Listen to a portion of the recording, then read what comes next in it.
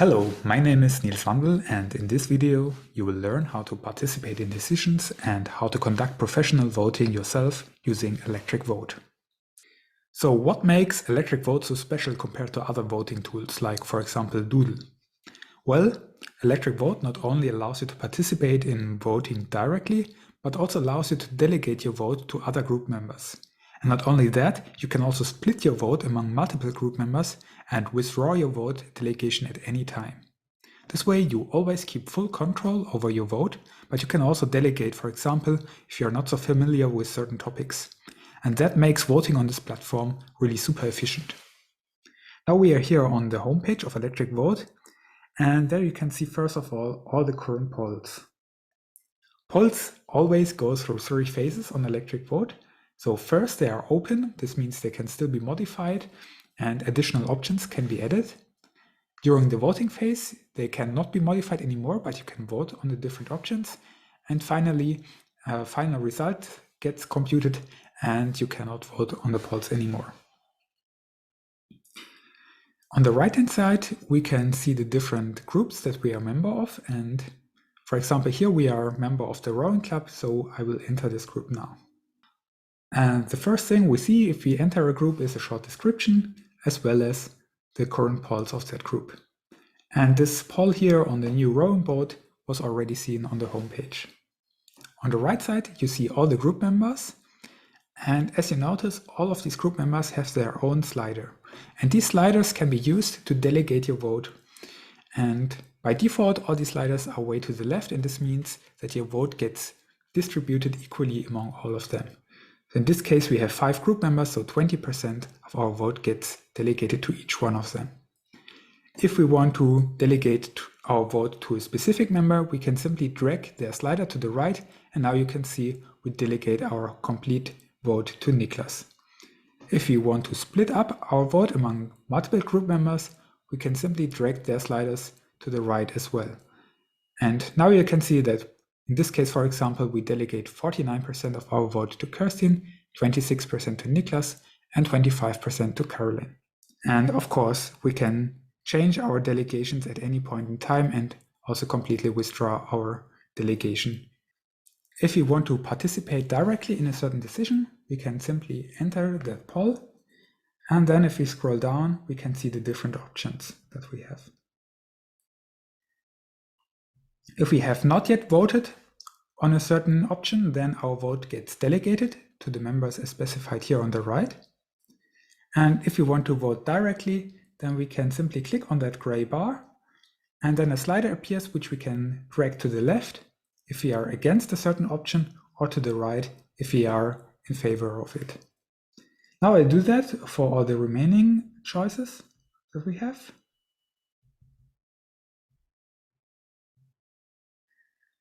And yeah, as you can see, since we can choose between a continuous range of values between -1 and +1, we can really specify very precisely a certain rank order between the different options. And if we are not that certain with a certain option anymore and we want to delegate our vote again, we can simply click on that option and click then on the left here onto delegate vote.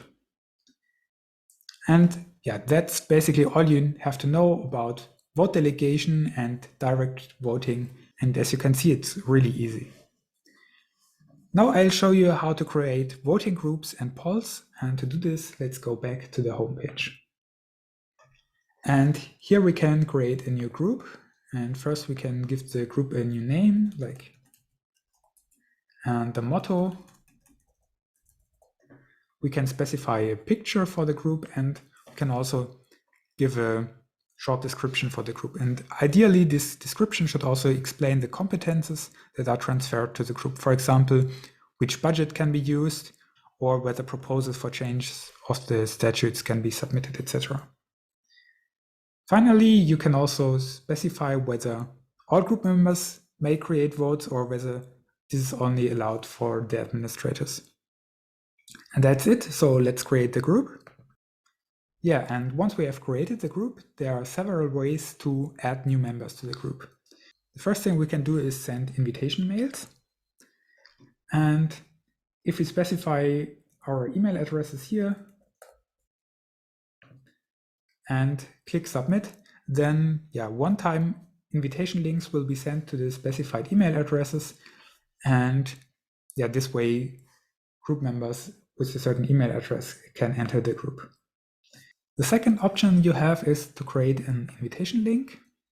There you have to click on new. This will create our new invitation link, which we can copy and share through channels like, for example, WhatsApp or by email.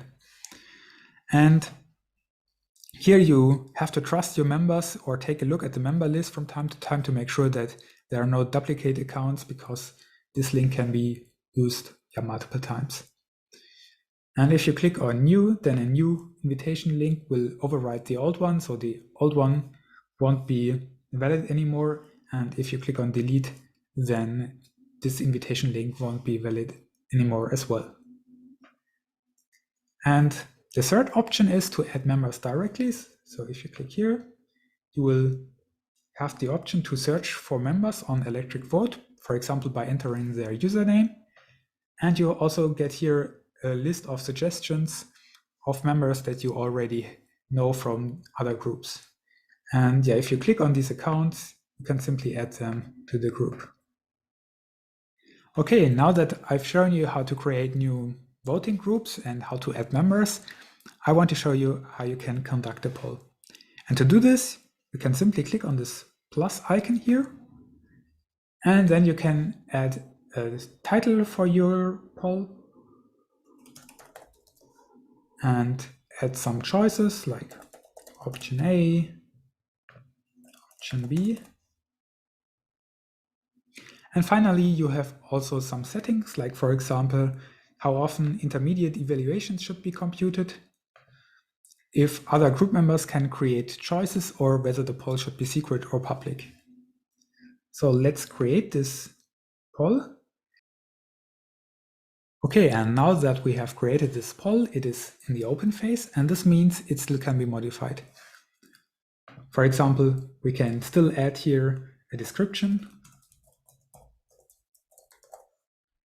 or we can add new choices. If we go to the voting phase, this is not possible anymore. You can see there's no plus symbol here anymore. However, we can vote on the different options that we have. And finally, if we end the poll, you can see the final evaluation results. So option A was preferred over option B. And if we scroll down, we can still see our own voting decisions, but of course we cannot modify them anymore. Okay, those were the basics about Electric.Vote. As you can see, it's all really easy peasy. And if there are any questions, just post them in the comments below and I'll try to answer them as soon as I can. See you next time.